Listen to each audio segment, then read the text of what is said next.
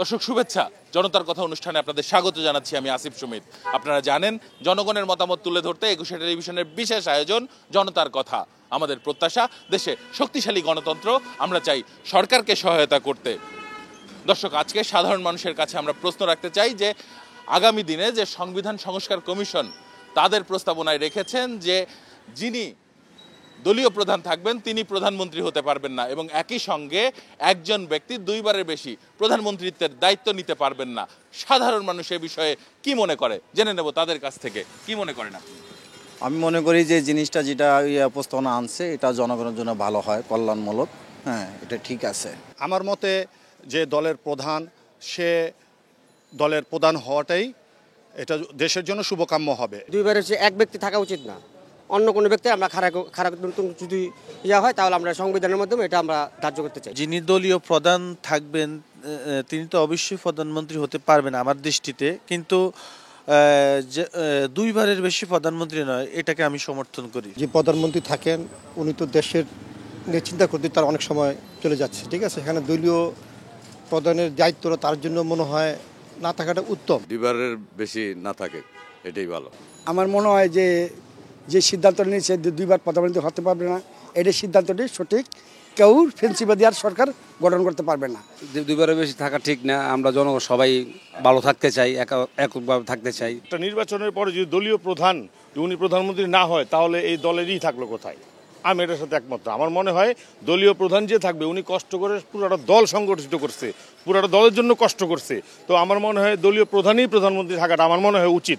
দলের প্রধান যিনি হবেন তার কমান্ডেই দলীয় লোকজন, প্রশাসন সকল কিছুই চলবে। যদি আমরা দলীয় প্রধানের বাইরে দিয়ে কাউকে দিই, দেখা গেছে আমাদের দেশের যে পরিস্থিতি, যে পরিবেশ, এই পরিবেশ অনুযায়ী আমাদের মানে দলের বাইরে দিয়ে যে প্রধানমন্ত্রী ওনার কমান্ড হয়তো তেমন একটা মানে না, যেটা আমরা গত ৫-৭ মাসে দেখতে পাচ্ছি। আমরা তো চাই যে একটা দেশে সুতন্ত্রী হোক এবং গণতান্ত্রিক ফিরে আসুক, তাই না? তো আমরা চাই যে সবার যে গণতান্ত্রিক হিসাবে যে প্রধানমন্ত্রী যে দুইবার বেশি না থাকে, এটা আমাদের মনে করি ভালো হয়, শুভ হয়। ধন্যবাদ আপনাকে। দর্শক, আপনারা শুনছিলেন সাধারণ মানুষের প্রতিক্রিয়া। মূলত সংবিধান সংস্কার কমিশনের যে প্রস্তাবনা সে বিষয় নিয়ে সাধারণ মানুষ তাদের অভিমত জানাচ্ছিলেন।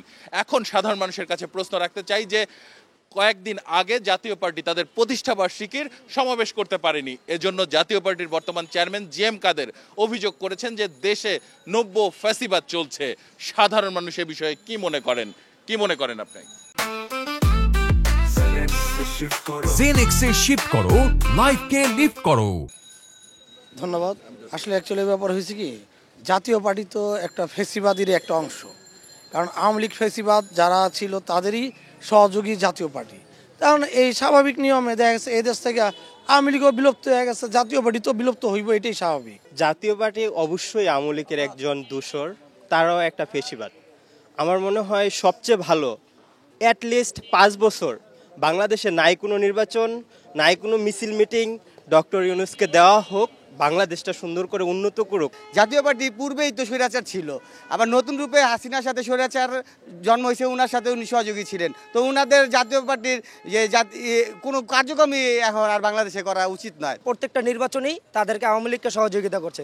সেই ক্ষেত্রে দেখা যায় ফেসিবাদ হলে একমাত্র জাতীয় পার্টি একটা ফেসিবাদের অংশ। তারা নিজেরাই তো ফ্যাসিবাদ, এখন তারা অন্য আরেকজনকে ফ্যাসিবাদ বলতেছে। সম্পূর্ণ ভুল কথা বলেছে। কারণ এই সরকারে, বর্তমান সরকার আমি মনে করি একটা সুষ্ঠু এবং অবাধ নির্বাচনের জন্য কাজ করে যাচ্ছে তারা।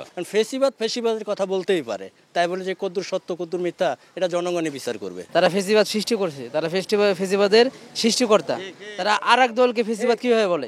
অনেক কথাই বলতে পারে, কিন্তু জনগণ তা বলতে পারে না। মানুষের এই ভোট থেকে বঞ্চিত হওয়ার পিছনে জাতীয় পার্টির একটা বড় অবদান আছে। ওরা বুঝি না যাইতো নির্বাচনে, তো আওয়ামী লীগ নির্বাচন করতে পারতো না, ঠিক আছে। এই 16 কোটি মানুষকে মনে করেন যে এরা প্রতারণা করছে এই জাতীয় পার্টি। এই জাতীয় পার্টি ঠিক আছে, শেখ হাসিনার সাথে পালানোর দরকার ছিল।